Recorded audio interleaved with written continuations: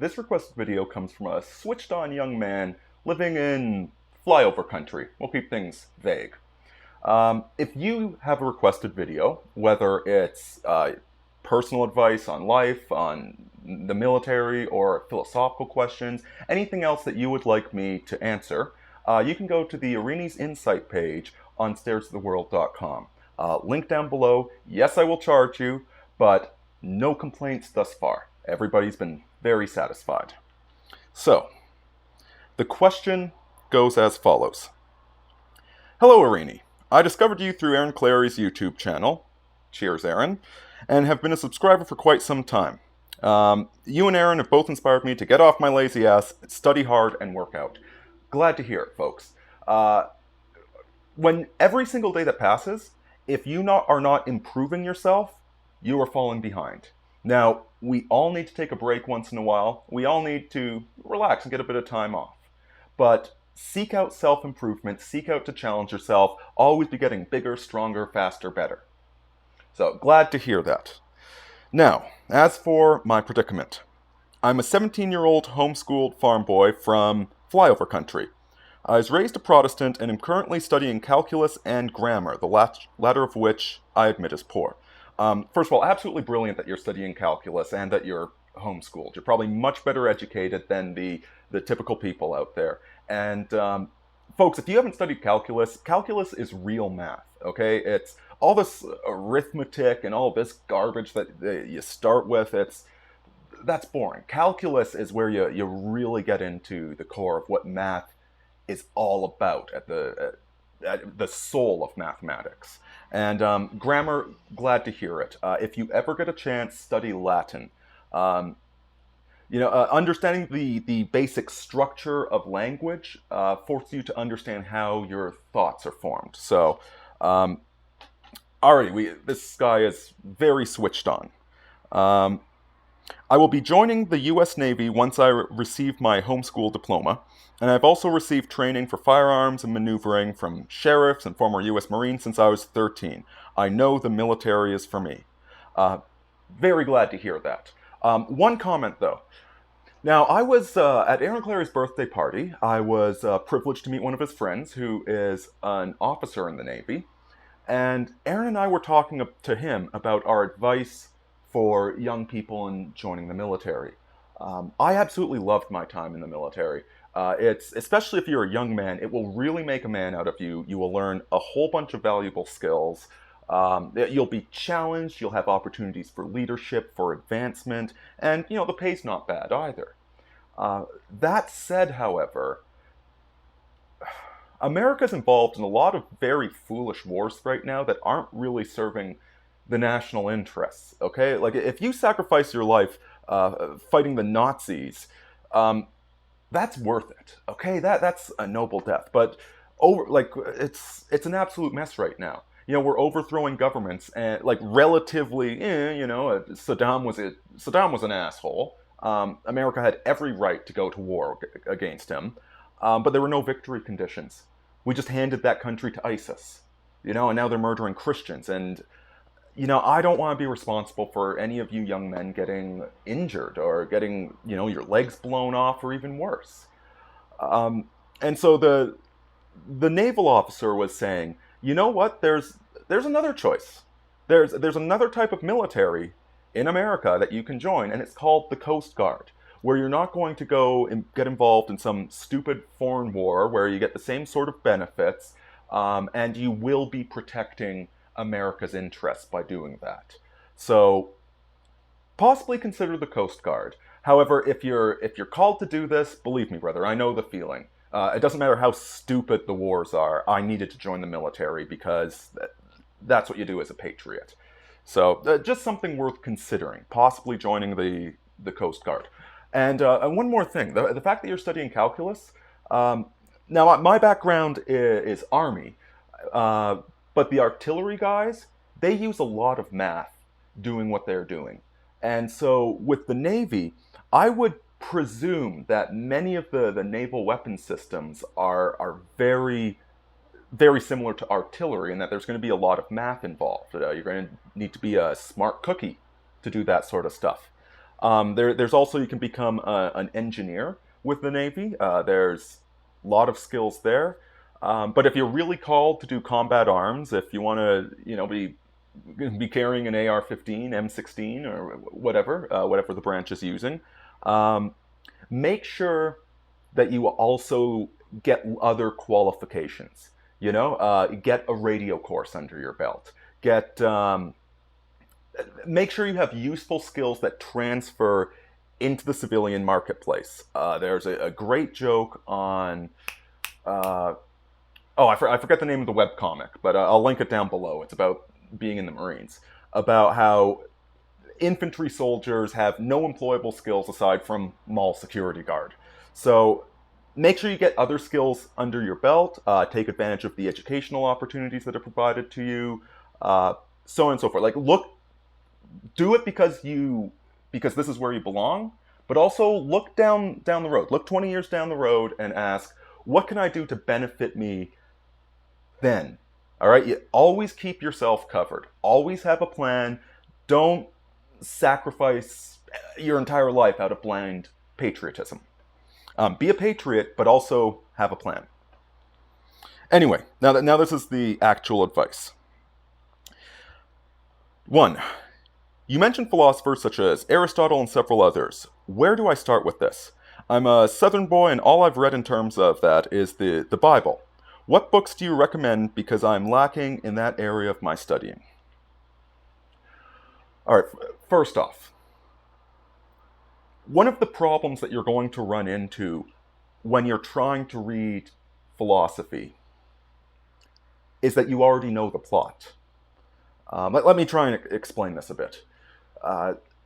You see, there's a movie called Aragorn that, I haven't seen it, but it was very popular amongst kids when it came out, I think 5 years ago or so. And I saw a review of it that said the reason it's so popular is because it's Star Wars. It's the exact same story as Star Wars, told, but this time it's in a fantasy realm with dragons or something like that. Now, let's say that you grew up watching Aragorn. You absolutely loved it. And then you watch Star Wars. Star Wars is not going to have the same impact on you that Aragorn did. Not the same impact that it had on me when I was young, because you've already seen the story.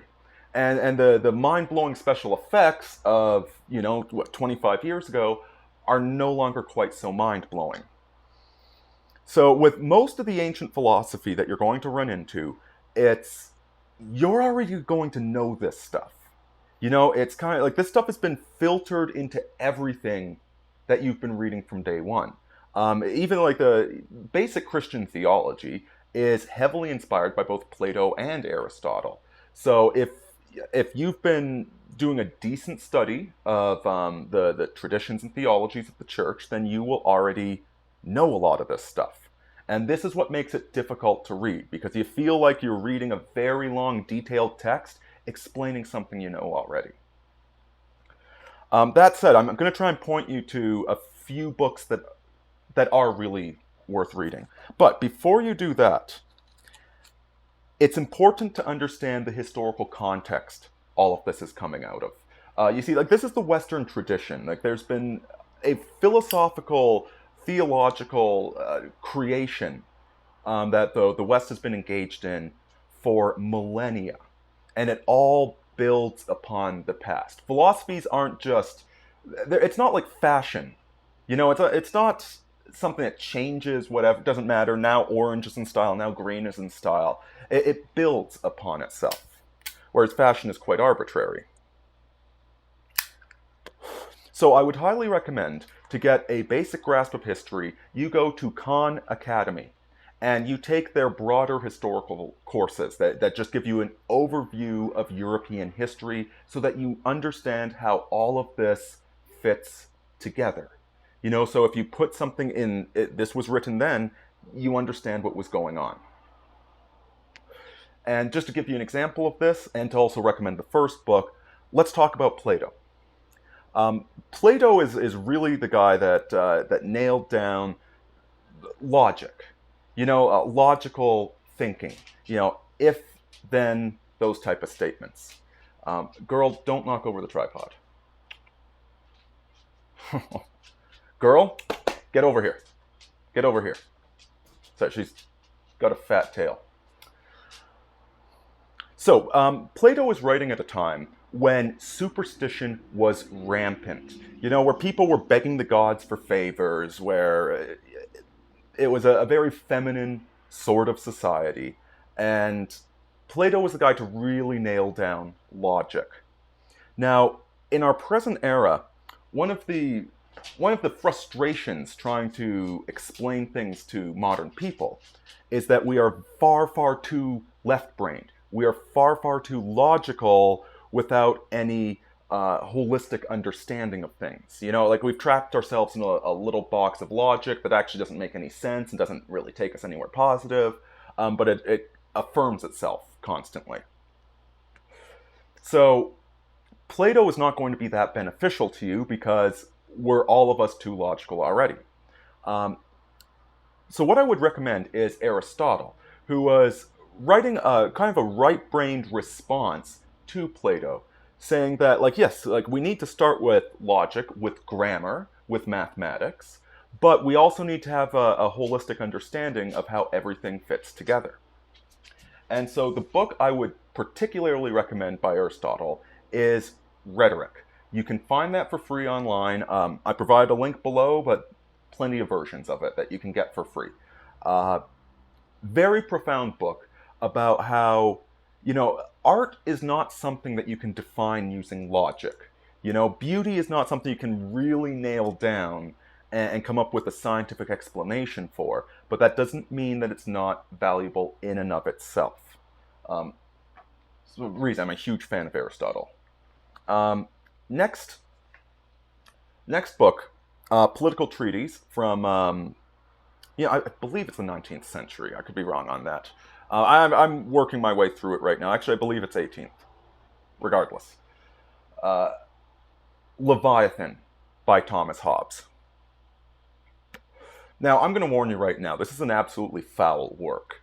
It's depressing and negative, and this is exactly why, if you read this after Aristotle, you will see how Hobbes is just, he's like this autist that does not, this spurg that doesn't get beauty, doesn't get principle. And so his only solution to having a functional government is to have an absolutely tyrannical state where we all put faith in the state.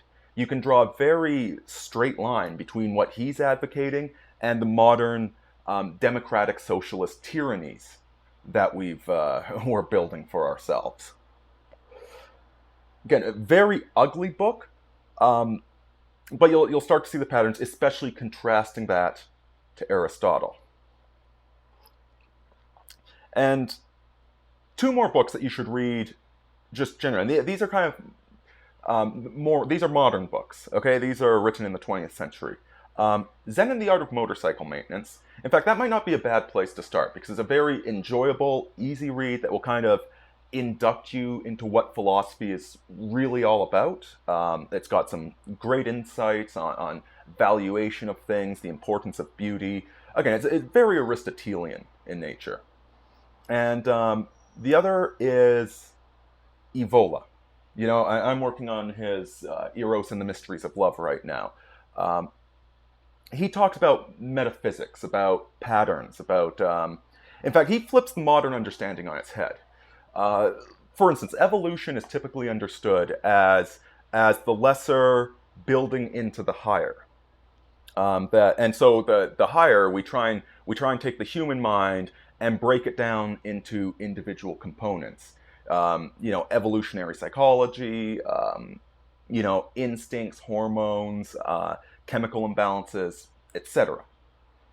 Whereas in his metaphysical view, what's actually happening is that there are higher ideals that the lower is trying to achieve. The lower is being kind of pulled up on a metaphysical level to these higher valuations. And so the nature of humanity, the nature of the two sexes, is not just arbitrary. As he argues, the higher something is on the evolutionary chain, the more it becomes two sexes, that the two sexes are actually foundational nodes of reality. Heck, you can even compare them to chiral molecules, like left hand, right hand. These are very foundational aspects of the metaphysics of our universe. Um, it's very refreshing from the simple materialism that you get everywhere nowadays. So I've linked those books down below. Two of them you can get for free. The other ones you'll actually have to pay for. Uh, that would be a really good induction into philosophy. That will set you up with the basics, so now you know what you're doing. And after that, you really just got to pursue your own interests. Um, like I said, one of the challenges with all of this is that with a lot of it, you're going to feel like you read it already. Because you have. These books are so influential and so widely cited that you have read most of them. Um, so you know what? If it's really boring you, don't kick yourself if you decide to skim or move forward a little bit faster because you do know a lot of these ideas. Um, which is why you also want to put them into the historical context. Understand why it is that this book was being written in this era, or that that book was being written in that era. You want to understand the history and the development of the whole thing. Now, next question. Most of the social interaction I get is through church or going to ball games with some friends. I find it very mind-numbing talking to people in my age range. They can't hold conversations on anything except sports and video games. The moment you mention anything to do with economics, they are immediately disinterested and bored. My question is, should I bother forming bonds with this community if I'm leaving in a year and a half? Well, and that's a bit of a difficult question to answer. Um, just from reading your email, your diction, I would say you're definitely in the top 5% of the population IQ wise, if not a lot higher than that. So growing up in a small town, it's going to be very hard to find people that are operating on your level. Um, like in theory, I love small towns. In practice, I need to be in cities because finding peers to hang out with, finding people that are working on my level is just bloody near impossible in a small town. So you belong in a city, quite frankly. To find people that are operating on your level, you're gonna need to move to a city. Even though there's the downsides of living in a city, which I don't even need to go into. Um, so yeah, you are going to be very lonely, and unfortunately, on top of that, um, like it's absolutely clear you're homeschooled, you're studying math, you're studying grammar. You are intellectually curious. We are living like we have garbage people these days. People aren't challenged growing up. Everybody gets a trophy. Everybody's feels self-important. It's a narcissistic world out there, and narcissists, they're not interesting. They're not fun to be around. They're all style, no substance, and you're going to find a lot of people like that. On the one hand, it is good to get out there and meet people, and you need to learn to accept people for what they are. And one thing I do think you'll find in the Navy is that you'll be working with people that aren't necessarily as intelligent as you. They're not as well read, they're not as intellectually curious, and yet you'll get along very well with them because they're hardworking, because they've earned their stripes. That's literally a military saying that double chevron on your shoulder, that you earned those stripes. Um, and so those sorts of people, those accomplished, hardworking, maybe not scholarly, not super intelligent, but hardworking, decent. They have a lot of common sense. They have a lot of responsibility, and they are very good people, very positive people. I mean, you might need to dumb down your interests a little bit with these people, but you'll find that they actually make very good companions because they're not narcissists. So I would question: is the problem with the people in your town that they're unintelligent, or is it that they're narcissists, that they're phonies, man? That they're to go all Holden Caulfield on you. They're all a bunch of phonies. I kind of suspect. I kind of suspect it's the latter is more of the issue. Um, take the people as they are, but don't waste your time hanging out with a bunch of losers and smoking pot. There is a better world out there. There are better people out there. There are, it's, and this is something Aaron has said. It is so hard. Like the hard part about actually living a good life is that so few people want to live a good life. It's hiking up the mountain and being the only one up there. But the interesting thing is when you are hiking up a mountain, when you're doing something like that, everybody you meet on the hiking trail is just a really cool person. It's like you can just see instantly, like I could be really good friends with this person. They're switched on. And it sounds like you don't have people like that in your life. So if that's the case, don't worry about it. I mean, like be social, hang out with people. You don't want to you don't want to hate the world. You got to take it for what it is. You want to go out and have as much fun as you can. Um, but ultimately, it's going to be you're going to meet great people in the military. If you move to a major city, you're going to meet really cool people in that city. You're going to find your niche.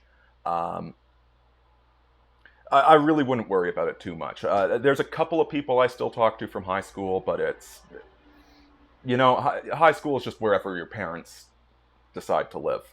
Um, you're going to find your real friends in your 20s.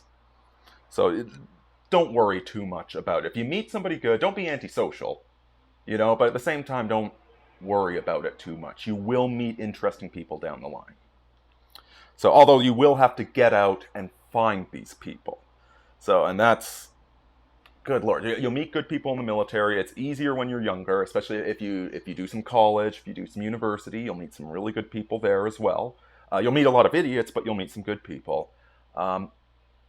Just generally try and get out and do stuff. And a lot of it's online right now. There's meetup groups, the meetup hiking, meetup whatever. Dancing something I've been wanting to get into. Lots of different things there. Just make sure you do work on your social skills, get out and learn how to get along with people. So do it once in a while, just don't worry about it too much. Now, 3. Should I bother with girls? I don't see the point of trying.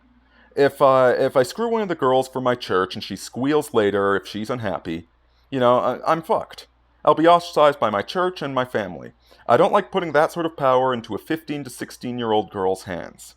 I'm not one of those MGTOWs that doesn't even try, but chastity, I'm not sure I can uphold that with my faith.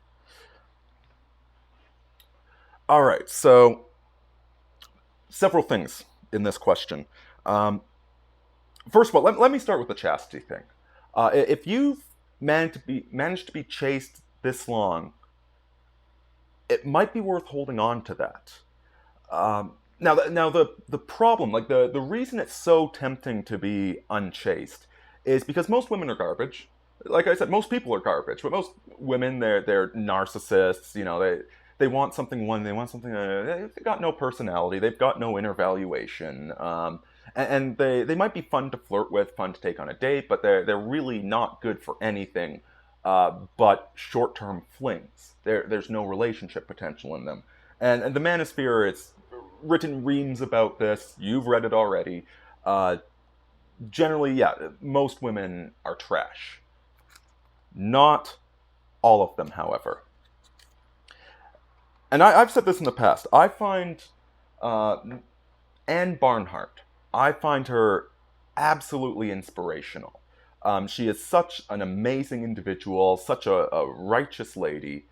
And to me, somebody like her, a woman like that, of such moral conviction, of such integrity, I am trying to be the sort of man that deserves a woman like that.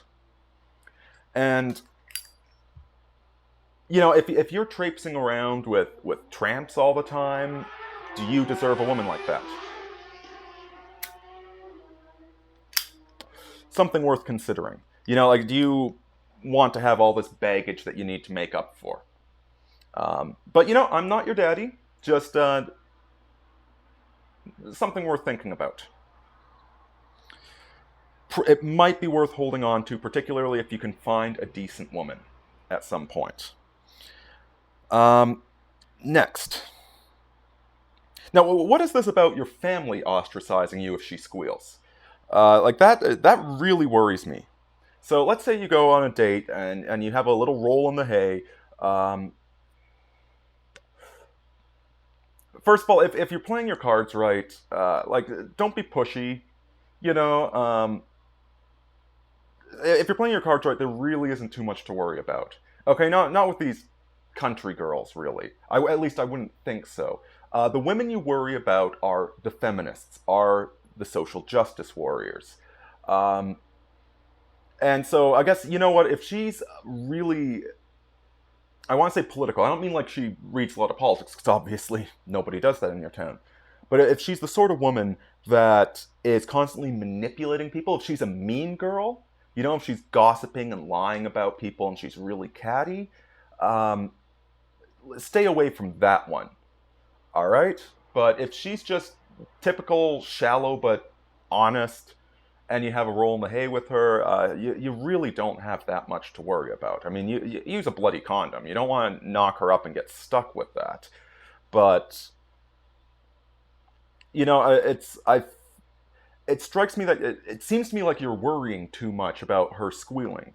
But also, if she squeals, if she says, like, you know, we had premarital sex, and I take it there's an expectation in your community that you shouldn't, why would they be blaming you exclusively? Why would you be the one alienated?